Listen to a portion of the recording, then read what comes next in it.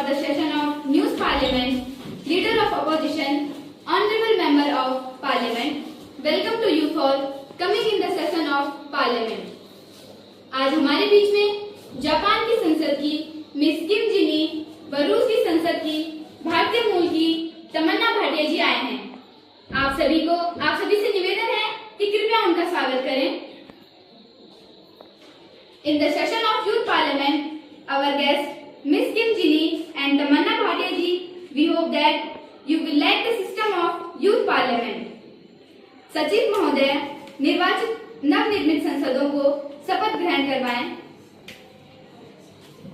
धन्यवाद महोदया। मैं अनुरोध करता हूँ श्री शिवांशु जी से, जो उत्तराखंड क्षेत्र के पौड़ी गढ़वाल क्षेत्र से सांसद चुने गए हैं, शपथ ग्रहण करें।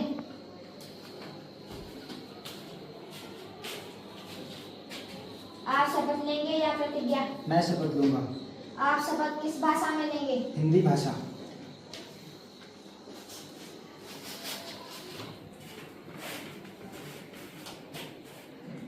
मैं शिवांशु नेगी युवा संसद का सदस्य निर्वाचित हुआ हूँ।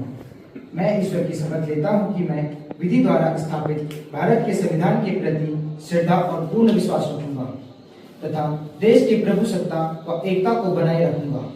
जिस पद पर मैं ग्रहण करने वाला हूँ, उसके कर्तव्यों का श्रद्धापूर्वक पालन करूंगा। धन्यवाद।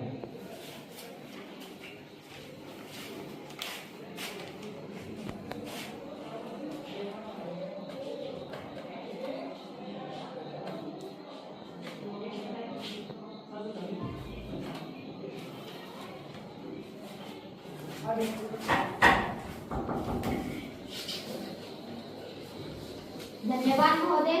अब मैं अनुरोध करता हूँ प्रिया जी से, जो हिमाचल प्रदेश के शिमला क्षेत्र से सांसद चुने गए हैं, शपथ ग्रहण करें।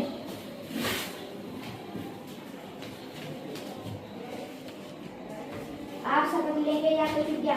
मैं शपथ लेना चाहती हूँ। आप शपथ किस भाषा में लेंगे? हिंदी भाषा में।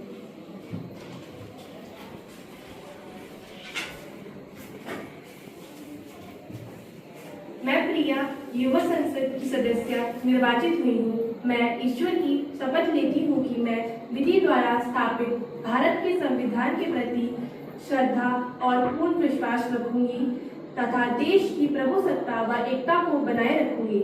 जिस पद को मैं ग्रहण करने वाली हूँ, उसके कर्तव्यों का श्रद्धापूर्वक पालन करूंगी। धन्यवाद।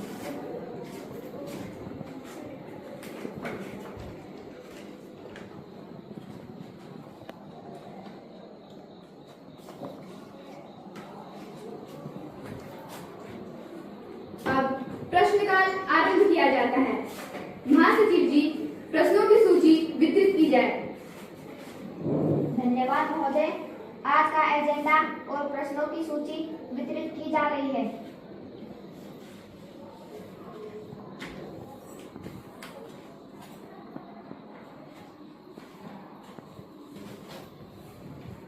अब मेरा निवेदन है विपक्ष की नेता रेशमा जी से कि वे अपना प्रश्न संख्या 512 क्रम संख्या 1 माननीय प्रधानमंत्री जी से पूछें।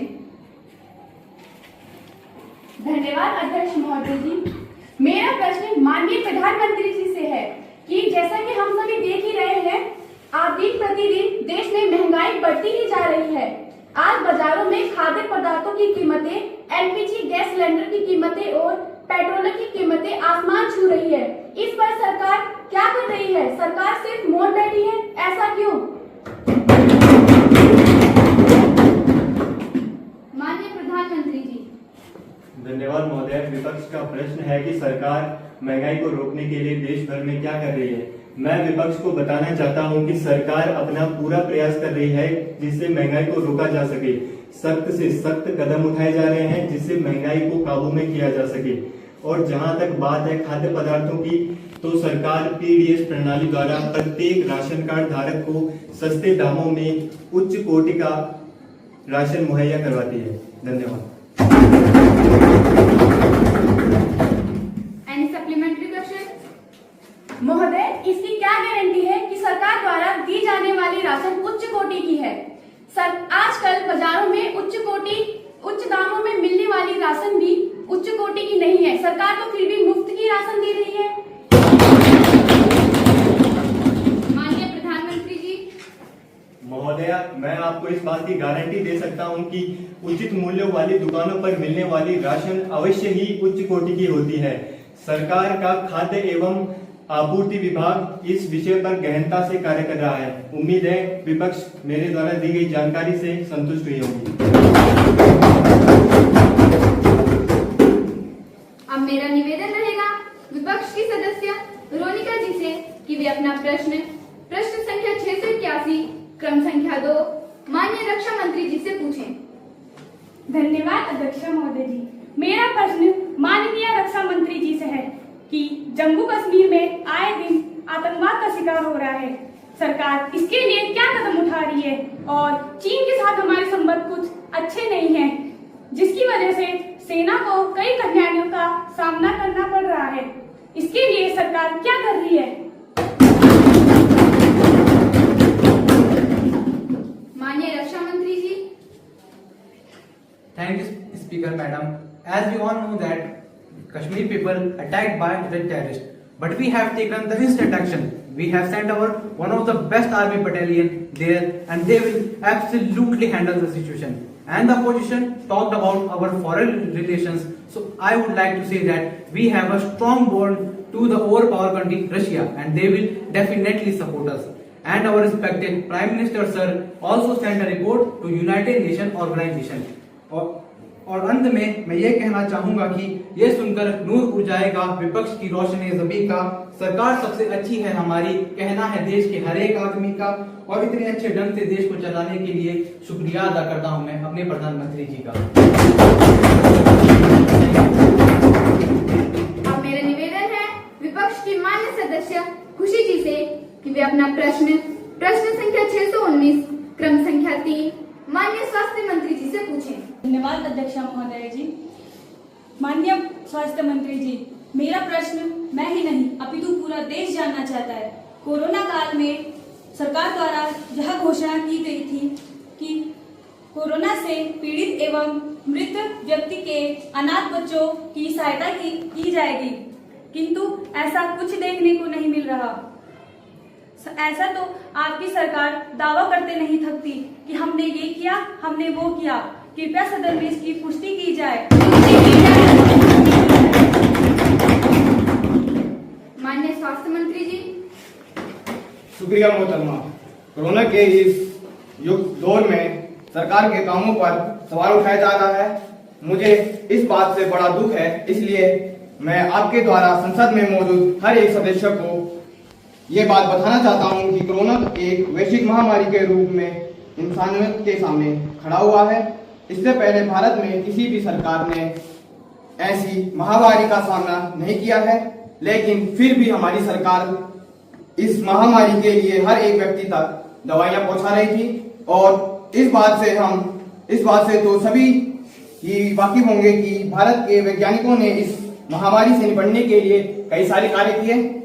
मोहतरमा, जहां तक आपका प्रश्न कोरोना काल में हुए अनाथ बच्चों से है, तो मैं आपको बताना चाहता हूं कि हमारी सरकार ने इन ऐसे बच्चों के लिए अच्छे से अच्छे कार्य करे हैं। इन सभी बच्चों के लिए हमारी सरकार ने PF care code children team को चलाया गया है, जिसमें इन सभी बच्चों के लिए कालीन दी जाएगी, साथ ही साथ 5 लाख का फ्री स्वास्थ्य बीमा भी दिया जाएगा। धन्यवाद। अब मेरा निवेदन रहेगा विपक्ष की माननीय सदस्य रेशमा जी से कि वे अपना प्रश्न संख्या 610 क्रम संख्या 4 माननीय प्रधानमंत्री जी से पूछें। धन्यवाद अध्यक्ष महोदय जी। मैं माननीय प्रधानमंत्री जी से यह जानना चाहती हूँ कि भारत में आजकल पुरानी पेंशन की मांगे चल रही है। कई राज्यों में तो इसे लेकर आंदोलन भी हो रहे हैं। सरकार तो ये कहती है कि कर्मचारी उनकी रीढ़ की हड्डी है, किंतु वे तो उन्हीं के बुढ़ापे का सहारा उनसे छीन रही है। वे 30 से 35 साल अपना पूर्ण योगदान देते हैं, किंतु सरकार उनकी पेंशन को हटाकर क्या दिखाना चाहती है? माननीय प्रधानमंत्री जी। धन्यवाद महोदया। कर्मचारी हमेशा से ही सरकार की हितैषी रहे हैं। हम इस बात को भली भांति जानते हैं कि कर्मचारी सरकार की रीढ़ की हड्डी की तरह होते हैं। इसीलिए हमने कर्मचारियों के हित में 7वां वेतन आयोग पारित किया है, जिसके तहत कर्मचारियों के वेतन में अत्यधिक वृद्धि होगी। और जहां तक बात है पुरानी पेंशन बहाली की, तो हमने अपनी सरकार के स्तर पर एक कमेटी का गठन किया है। जैसे ही कमेटी से हमें रिपोर्ट प्राप्त होती है, हमारी सरकार इसे भी पारित कर देगी। धन्यवाद।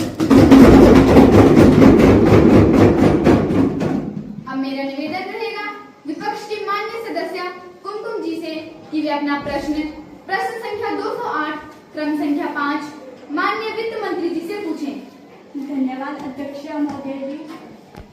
मैं माननीय वित्त मंत्री जी से यह प्रश्न पूछना चाहती हूँ कि देश में रातों रात नोटबंदी करने का कारण क्या था। पूरा देश यह जानना चाहता है। आप तो देश में विदेशी काला धन वापस लाने की बात कर रहे थे। आप केवल देश को गुमराह कर रहे हैं। कहते हैं हम तो डूबे सनम, तुम्हें भी ले डूबेंगे।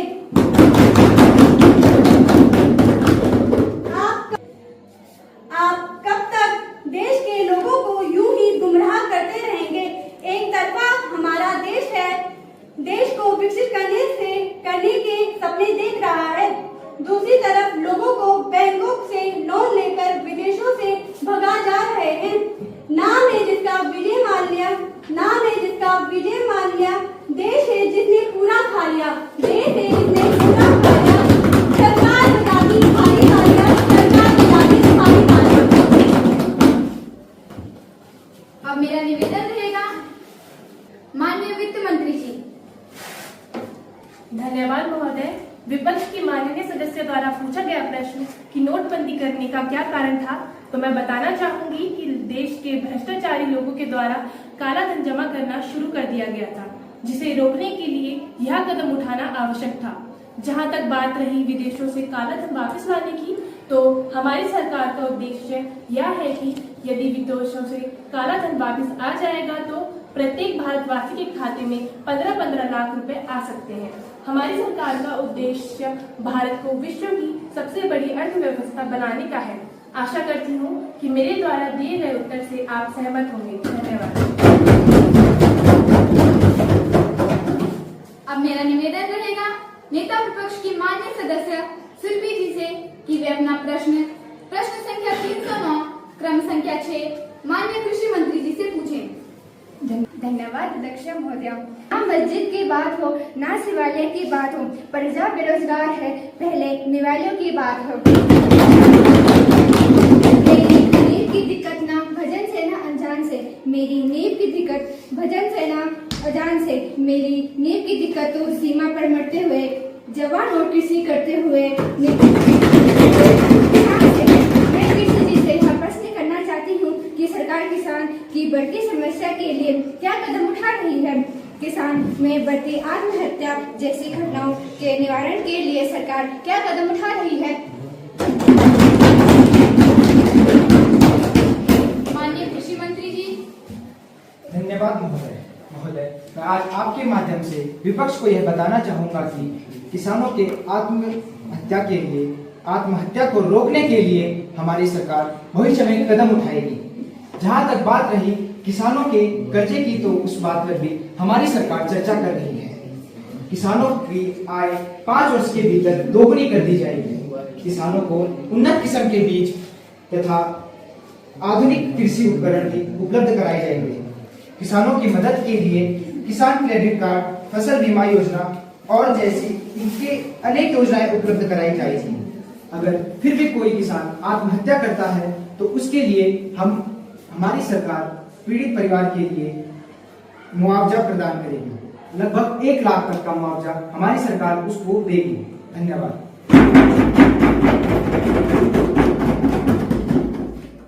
अब मेरा निवेदन रहेगा नेता विपक्ष की माननीय सदस्य सिमरन जी से कि वे अपना प्रश्न संख्या 331 क्रम संख्या 7 माननीय महिला एवं बाल विकास मंत्री जी से पूछें। धन्यवाद महोदय। जब तलवारें फूलों पर जुल्म आजमाने लगे, तब मासूम आंखों में खौफ नजर आने लगे, समझो कुछ गलत है, कुछ नहीं, बहुत कुछ गलत है। माननीय अध्यक्षा महोदय जी, मैं महिला एवं बाल विकास मंत्री जी से यह जानना चाहती हूँ कि आए दिनों महिलाओं के साथ यौन शोषण, बलात्कार जैसी अन्य समस्याएं, घटनाएं घट रही हैं। कानून व्यवस्था पूरी तरह से चरमरा गई है। सरकार मुख दर्शन बनी हुई है। सरकार इस बारे में अपनी स्पष्टीकरण दे। माननीय महिला एवं बाल विकास मंत्री जी। धन्यवाद महोदय। मेरे विपक्षी साथियों ने यह प्रश्न पूछा है कि हमारी सरकार महिलाओं की सुरक्षा के लिए क्या कर रही है। तो मैं अपने विपक्षी साथियों को बताना चाहूंगी कि हमारी सरकार महिलाओं की सुरक्षा के लिए बहुत गंभीर है। हमारी सरकार ने महिलाओं की सुरक्षा के लिए निर्भया कानून बनाया है। महिलाओं की सुरक्षा एवं बेटियों की सुरक्षा के लिए सुकन्या समिति भी बनाई है। महिलाओं की सुरक्षा और बेहतर बनाने के लिए महिला सशक्तिकरण योजना का भी बनाई है और बेटियों की सुरक्षा के लिए जगह जगह पर सीसीटीवी कैमरा भी लगाए हैं। हाँ, ये सीसीटीवी कैमरा चलते भी हैं और इनकी समय समय पर चेकिंग भी होती है। माननीय प्रधानमंत्री जी के प्रयासों से महिला सशक्तिकरण के लिए विभिन्न प्रकार की कदम उठाए गए हैं। महिला एवं बेटियों की सुरक्षा के लिए बेटी बचाओ बेटी पढ़ाओ कानून भी बनाया है तथा बेटियों की उच्च शिक्षा के लिए लॉ की व्यवस्था भी की गई है। आशा करती हूँ आपको मेरे द्वारा दी गई जानकारी से सहमत होंगे।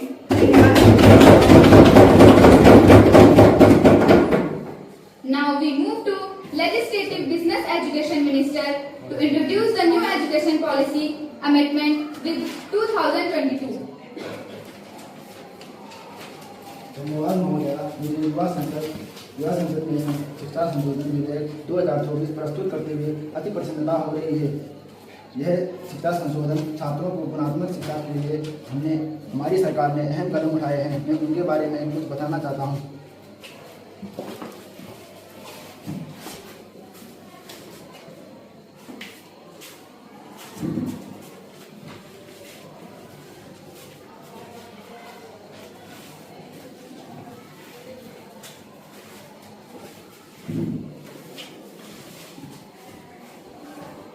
अब क्या कोई विभेद के विषय पर चर्चा करना चाहता है? यह शिक्षा नीति तो किसी काम की नहीं है। इससे बच्चे के भविष्य के लिए कोई लाभ नहीं है। क्या फायदा है शिक्षा नीति का जिसके बाद भी बच्चे बेरोजगार ही रह जाते हैं। माननीय शिक्षा मंत्री जी, हमारी सरकार ने नई शिक्षा नीति 2020 में पारित किया था, जिस समय कोरोना काल था। किसी भी शिक्षा मंत्री के कार्यकाल में कोरोना जैसी महामारी नहीं आई थी। उस समय हमने ऑनलाइन शिक्षा के माध्यम से छात्र छात्राओं को पढ़ाया तथा अनेक प्रकार की छात्रवृत्तियों का भी हमारी सरकार ने को खोला है। पर कुछ छात्र छात्राएं अपने भविष्य के प्रति सजग नहीं होते तथा इन छात्रवृत्तियों का लाभ नहीं उठा पाते तथा बेरोजगार रह जाते हैं। इसमें छात्र छात्राओं की ही हानि है। हमारा इसमें कोई हाथ नहीं है। तथा अध्यक्षा महोदय, मैं आशा करता हूं कि मेरे द्वारा दिए गए उत्तर से आप सहमत होंगे। Okay, those who are in favor say aye and those who are not in favor say no. Okay, I think yes I have it, yes I have it, yes I have it. अतः ये विधेयक बहुमत के साथ सदन से पास हो गया है। आप सभी को बहुत बहुत बधाई।